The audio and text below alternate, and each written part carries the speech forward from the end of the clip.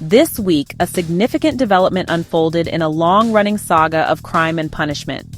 Former President Donald Trump made the decision to commute the federal life sentence of Larry Hoover.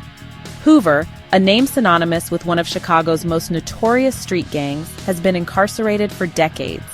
This news, announced during the week of May 26, 2025, has sent ripples through communities and legal circles alike. The commutation addresses Hoover's federal convictions, but it is a complex situation with many layers. It is a story that brings up questions about justice, redemption, and the power of presidential clemency. Many are watching closely to see what this truly means for Hoover and for the system. Larry Hoover, now 74 years old, is widely known as the co-founder and longtime leader of the Gangster Disciples.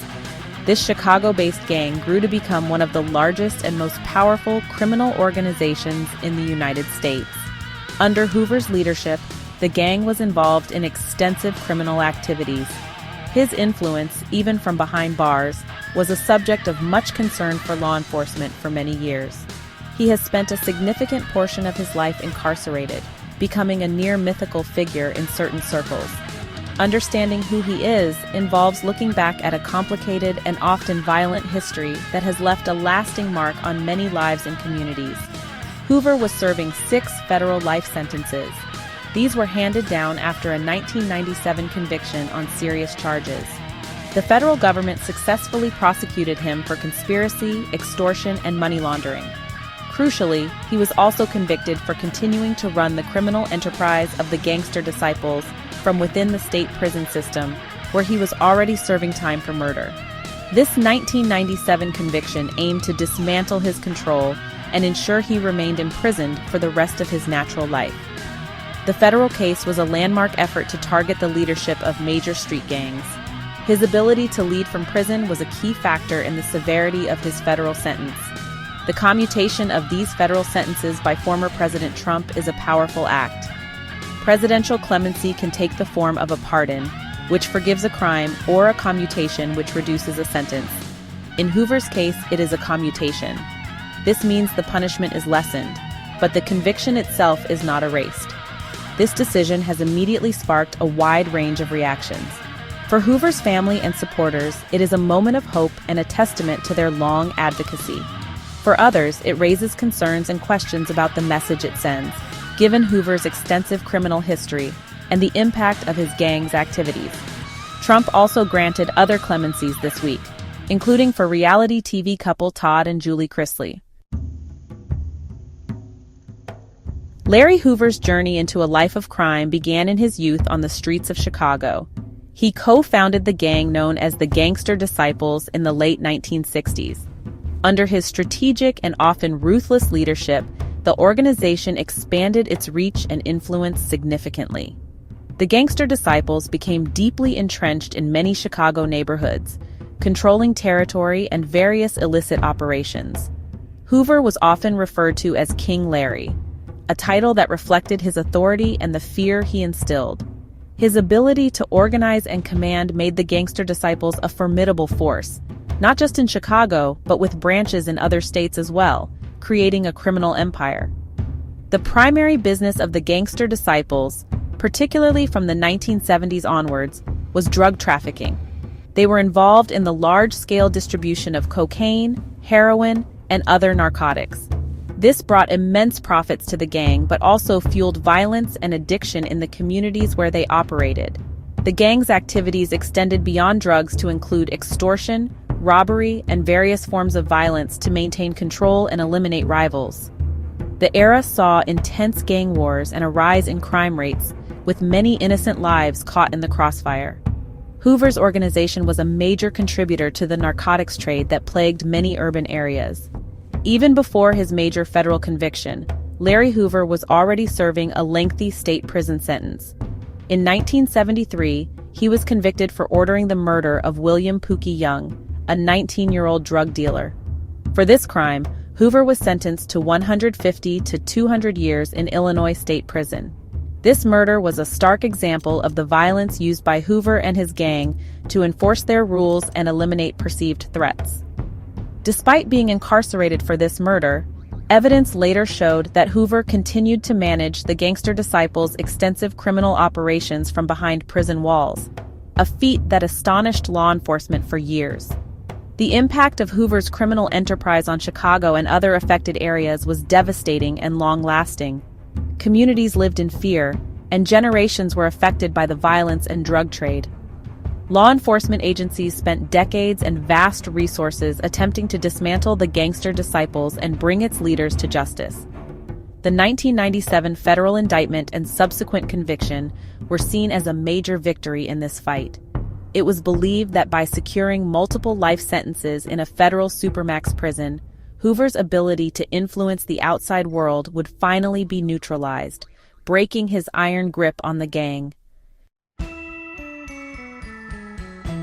For many years, a dedicated group of advocates has been working towards Larry Hoover's release from prison. At the forefront of this movement has been his son, Larry Hoover Jr. He has tirelessly campaigned for his father, arguing that he has changed and deserves a chance at life outside prison walls. These efforts have highlighted Hoover's nearly 3 decades spent in solitary confinement, conditions which advocates argue are inhumane and counterproductive to rehabilitation. The narrative presented by his supporters is one of a man who has paid his debt to society and is no longer the person he once was. They point to his age and his lengthy incarceration as reasons for clemency. The core argument from Hoover's supporters, including his attorney, centers on the themes of redemption and the possibility of a second chance. They contend that Hoover has been rehabilitated during his long years of imprisonment. In recent legal filings and public statements, it has been asserted that he has renounced his former life and wishes to contribute positively to society. During a 2022 attempt to get a sentencing break, Hoover himself stated that he wanted nothing to do with the gang he co-founded. His legal team has consistently argued that he is a reformed man who poses no further threat, emphasizing his positive influence within the prison system in more recent years. This campaign for Hoover's release gained significant public attention through the involvement of high-profile celebrities. Rappers Ye, formerly known as Kanye West, and Drake were particularly vocal in their support. In December 2021, they co-hosted a large benefit concert in Los Angeles, specifically to raise awareness and advocate for Hoover's freedom. Ye had also personally lobbied for Hoover's release during a visit to the White House in 2018, where he told then-President Trump that it was very important for me to get Hoover out. This celebrity backing brought the case into mainstream discussion, amplifying the arguments for his release to a much wider audience. Following the news of the federal commutation, Hoover's legal representatives, the Bonjon Law Group, expressed their elation. They issued a statement saying, "Thankfully, Mr. Hoover's pleas were heard by President Trump, who took action to deliver justice for Mr. Hoover. We are thrilled to see that Mr. Hoover will be released from federal custody." However, public reaction has been decidedly mixed. While his family and supporters celebrate this development as a victory for justice and redemption, many others, including former law enforcement officials and victims of gang violence, view it with skepticism and concern, remembering the widespread harm caused by the gangster disciples under his leadership. Despite the commutation of his federal life sentences, Larry Hoover is not expected to walk free.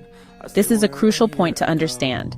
The former president's power of clemency extends only to federal offenses. Hoover is still subject to a 150 to 200-year state sentence in Illinois for the 1973 murder conviction of William Pookie Young. This state sentence remains fully intact and unaffected by the federal commutation.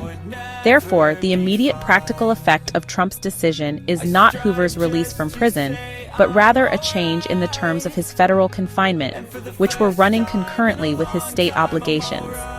The most likely outcome of this federal commutation is a transfer. Hoover has been held in ADX Florence, a federal supermax prison in Colorado, known for housing the most dangerous inmates in the federal system.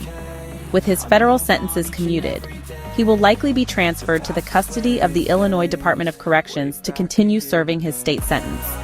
While this might mean a change from the extreme conditions of a supermax facility, he will remain incarcerated. The commutation essentially resolves his federal obligations. leaving the state to determine his future based on its own laws and sentencing guidelines for the murder conviction. The question of Hoover's rehabilitation remains a central and contentious issue. His attorneys have argued for years that he is a changed man and no longer involved in gang activity.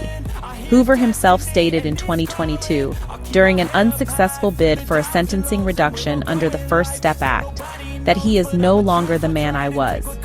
He claimed he wanted to use his influence for positive change. However, prosecutors and law enforcement have consistently expressed skepticism, pointing to his long history of masterminding criminal activities from behind bars.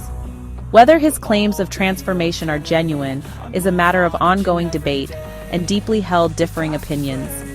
This commutation, even without immediate release, raises broader implications for the justice system.